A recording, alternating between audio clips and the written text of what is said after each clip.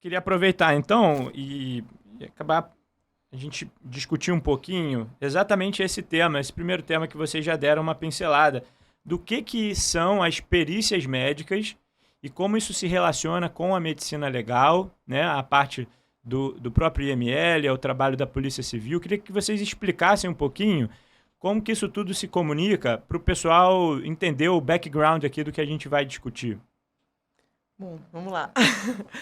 Bom, a gente tem uma especialidade médica, né? Medicina legal e perícias médicas. Então, isso tudo é uma coisa junta. Isso é uma especialidade reconhecida pela AMB. Pela AMB. A Sociedade Médica Brasileira, Associação Médica Brasileira, reconhece como oficialmente uma especialidade a medicina legal e perícia médica. Legal. Tudo junto. No título do especialista tem lá grandão, a AMB. No passado, isso não existia. No passado, a especialidade era só medicina legal.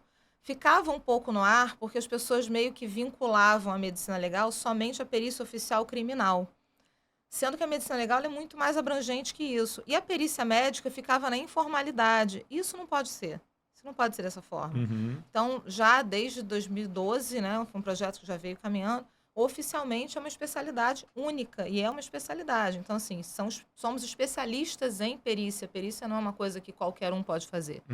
Isso é muito importante a gente ressaltar aqui, né? Porque a gente está num momento em que coisas estão surgindo, né? Cursos meio nebulosos, oferecendo rios de dinheiro, dizendo que um laudo custa R$9.000. Então, como se fosse uma coisa fácil, simples. Como se fosse simples. Você pode fazer de casa. Não, mentira. Você tem que fazer vistoria, você tem que examinar a pessoa. A despeito, né, da medicina, da telemedicina, que é autorizada para algumas coisas em especial, para a perícia médica, não. Você vai valorar um dano de uma pessoa que foi atropelada e está pedindo uma indenização de R$1 milhão. Como você vai examinar essa pessoa sem botar a mão nela? Você vai falar para ela pelo computador, mexe aí o seu braço. Ele vai dizer que ele não mexe. Né? O grande diferencial do que a gente está falando é que o médico perito, seja perito legista, isoladamente, seja o perito judicial, a atividade pericial, você não tem interesse em melhorar a vida da pessoa que você está avaliando. O seu compromisso não é com ela. Né? O seu cliente é o judiciário, é o delegado, o juiz, são as autoridades que precisam da sua informação para poder... Quem requisitou aquela perícia, né? A perícia era solicitada. A perícia na nossa área criminal, por exemplo, né? A gente é chamado de perito oficial, né? A perícia criminal. Os peritos criminais, nós atuamos para o Estado e nossas perícias são todas solicitadas por uma autoridade, seja judicial ou policial. É um delegado ou um juiz quem solicita a nossa perícia, do ponto de vista criminal. E na área civil, trabalhista, previdenciária, etc., são solicitados por outras autoridades, sempre com interesse que não é o bem do paciente, é o bem da verdade. É o bem do precisamos entender do assunto. Perito, né, o nome já diz, é uma pessoa experimentada que conhece determinado tema. Legal. E o perito, ele não basta conhecer a especialidade, não basta eu ser pediatra, que eu não posso fazer um laudo pericial em pediatria. Eu tenho que ser especialista em perícia ou minimamente ter uma formação em perícia, além da minha especialidade, para poder fazer aquilo. Porque inclusive, excelentes especialistas não são bons peritos. Às vezes você é um médico raiz, excelente, maravilhoso.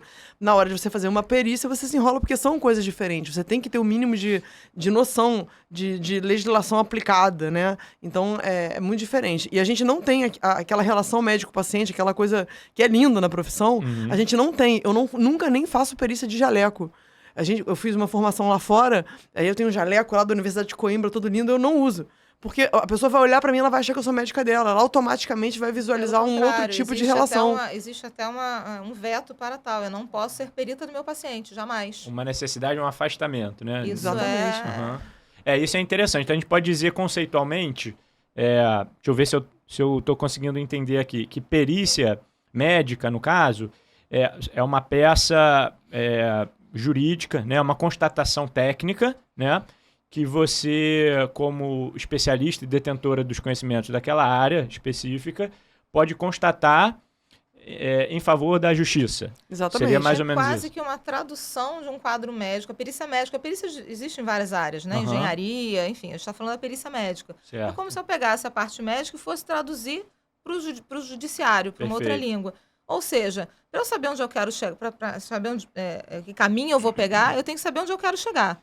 Senão, não vou pegar o caminho certo. E o nosso laudo materializa, Então, né? se eu Essa sei, nossa avaliação. Então, se eu sei o que eu preciso, o que o juiz precisa saber, eu sei o caminho que eu vou pegar. E eu preciso saber esse caminho. E esse caminho vai passar por linguagem jurídica, vai passar por conhecimento legal, vai passar por conhecimento de lei, além muito mais do conhecimento técnico. E detalhe, no Código de Ética Médica tem uma normatização para perícia e auditoria. Então tem coisas que você pode fazer, tem coisas que você não pode. Por exemplo, você só pode responder no seu laudo o que o juiz está te perguntando.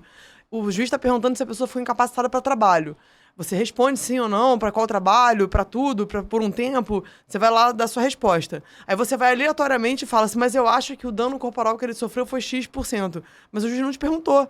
Né? E assim, as pessoas começam a confundir até isso em relação à utilização de tabelas e tudo mais. Quando que você utiliza uma tabela, quando que não. Começa a parte dos seguros também está muito tá muito infiltrada nisso tudo. Então, tem que existir uma formação específica para isso. Muita gente confunde um laudo pericial com um laudo médico bem feito. Uma coisa é quando eu preciso, por exemplo, você está internado, você é um paciente, você chega assim para mim, doutora, eu preciso de um laudo para transferir o meu parente para um outro hospital. Cara, eu vou fazer um laudo lindo para você.